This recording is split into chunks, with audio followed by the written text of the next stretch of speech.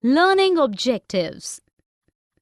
After studying this module, students will be able to understand presentation of data, learn about different types of presentation of data, know about textual presentation of data, learn about tabular presentation of data, know different types of tabular presentation of data, know about parts of a table, discuss geometric diagrams, explain types of bar diagrams.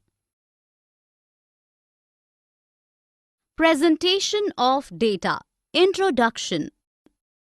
We have learnt so far how to collect and organize data. Generally, the data is in large volume, so it needs to be put in precise and a form which is presentable. Let us learn how to make large volume of data look more compact and presentable. Types of data presentation. There are three ways to present data: textual or descriptive presentation, tabular presentation, diagrammatic presentation. Let us discuss them one by one. Textual presentation of data. In this presentation of data, the data is described within the text. This type of data presentation is suitable when we don't have to deal with large quantity of data. Drawback of textual presentation of data. The main drawback of this presentation of data is that to comprehend data, one needs to go through the complete data. But this method helps users to emphasize on certain points of presentation. Tabular presentation of data. In this method, the data is presented in the form of rows and columns. This method organizes data for further statistical analysis and decision making. In the tabulation of data, the four types of classification of data can be done. Qualitative classification. When the data is classified as per the attributes like social status of a person, nationality, gender, etc., it is called as qualitative classification. Quantitative classification. In this method of classification, the data is classified on the basis of features which are quantitative in nature, like age, height, income of a person. Classes are formed by assigning the class limits. Temporal classification. In this classification, the time becomes the variable for classifying data. So, data is categorized as per time. Time can be in years, months, hours, or days. Spatial classification. When the classification of data is done on the basis of geographical location, then it is called as spatial classification. The location can be village, town, city, block, state, or district, etc. Tabulation of data and parts of a table. Before making a table, it is important to learn the important part of the table. The simplest way to represent data through table is to represent data in row and columns. A good table should have the following parts: table number, title, captions, row headings, body of table, source. Table number. Table number helps to distinguish between the tables. It is used for the identification of the table. A table number can be given on the top or at the beginning of the table. Title. The title of a table tells what a table contains.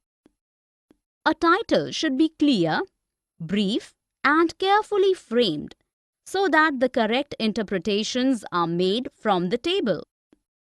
Captions.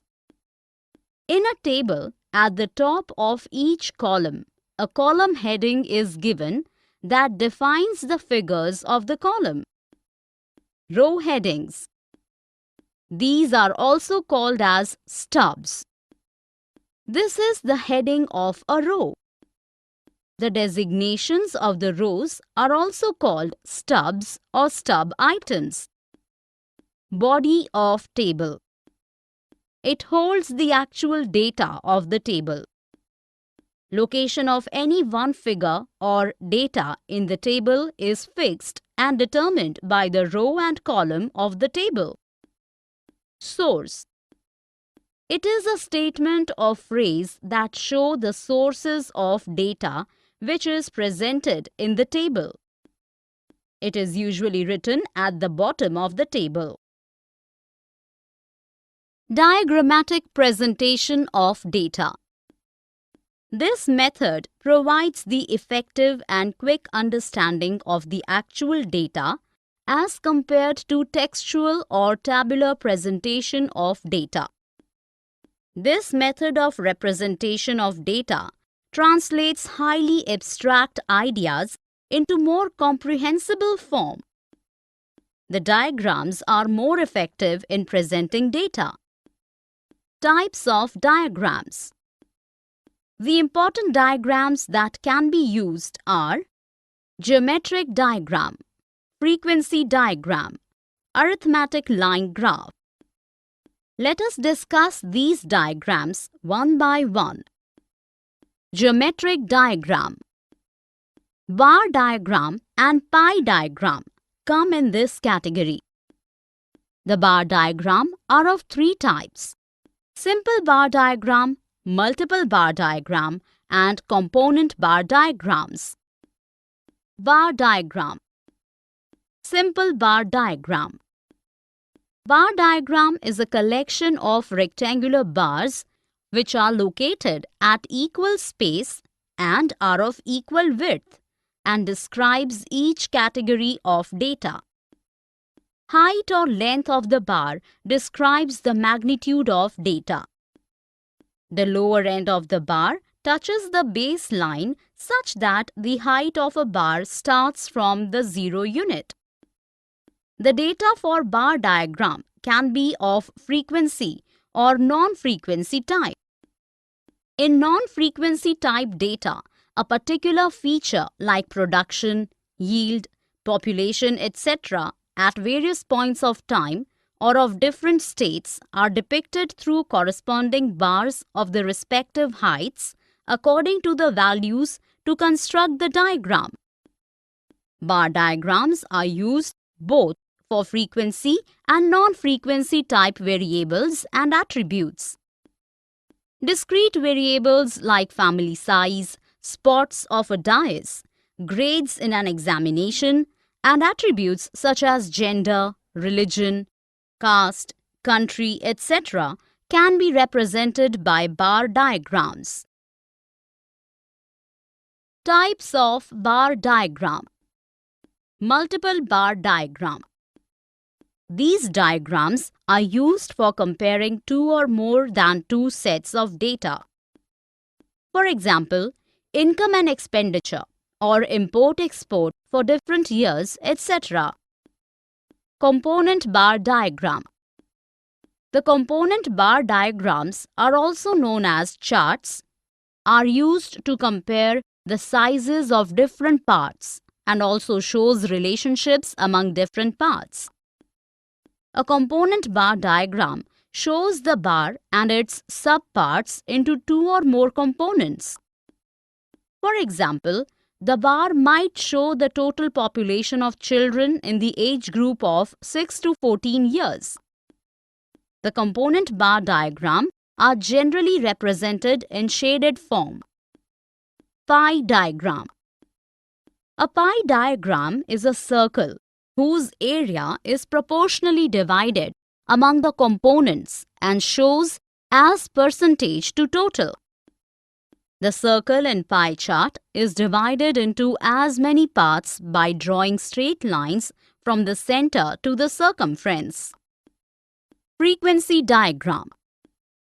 Frequency diagrams represent the data that are in the form of grouped frequency distributions. These diagrams are represented by histogram, frequency polygon, frequency curve, and ogive. Histogram. A histogram is a two-dimensional diagram, consists of rectangles whose area is proportional to the frequency of a variable and whose width is equal to the class interval. The difference between the bar diagram and histogram are that the spacing and the width or the area of bars are arbitrary. A single vertical line could have served the same purpose as a bar of same width. Moreover, in histogram, no space is left between two rectangles, but in a bar diagram, some space must be left between consecutive bars. Bar diagram can be drawn for discrete and continuous variables, whereas the histogram can be drawn only for continuous variables.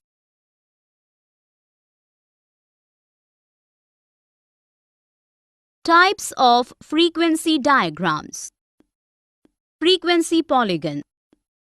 It is a plane diagram bounded by straight lines.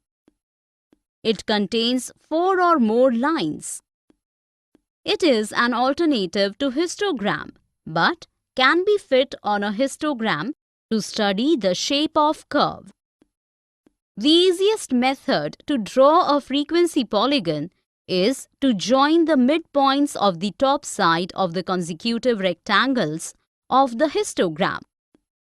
When we compare two or more distributions plotted on the same axis, frequency polygon is likely to be more useful since the vertical and horizontal lines of two or more distributions may coincide in a histogram. Frequency curve. This curve can be drawn with a smooth freehand curve passing through the points of the frequency polygon as closely as possible. It is not necessary that this curve pass through all the points of the frequency polygon. Ogive. It is also known as cumulative frequency curve. As there are two types of cumulative frequencies, for example, less than type and more than type, so there are two ogives for any grouped frequency distribution data.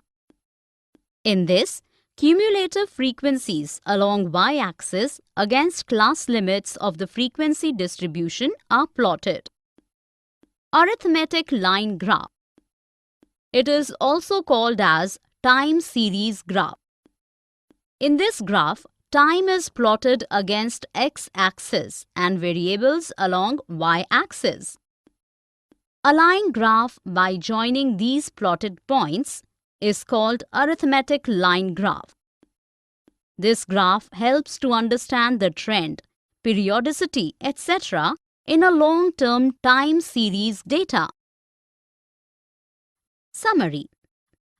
Let us summarize what we have learned in this module. In textual presentation, the data is described within the text. This type of data presentation is suitable when we don't have to deal with large quantity of data. In tabular presentation, the data is presented in the form of rows and columns. When the data is classified as per the attributes like social status of a person, nationality, gender, etc., it is called as qualitative classification. In quantitative, the data is classified on the basis of features which are quantitative in nature, like age, height, income of a person. When the classification of data is done on the basis of geographical location, then it is called as spatial classification. A table title should be clear, brief, and carefully framed so that the correct interpretations are made from the table.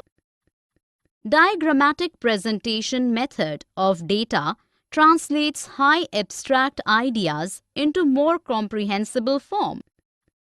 Bar diagram is a collection of rectangular bars which are located at equal space and are of equal width and describes each category of data. Multiple bar diagrams are used for comparing two or more than two sets of data. A pie diagram is a circle whose area is proportionally divided among the components and shows as percentage to total.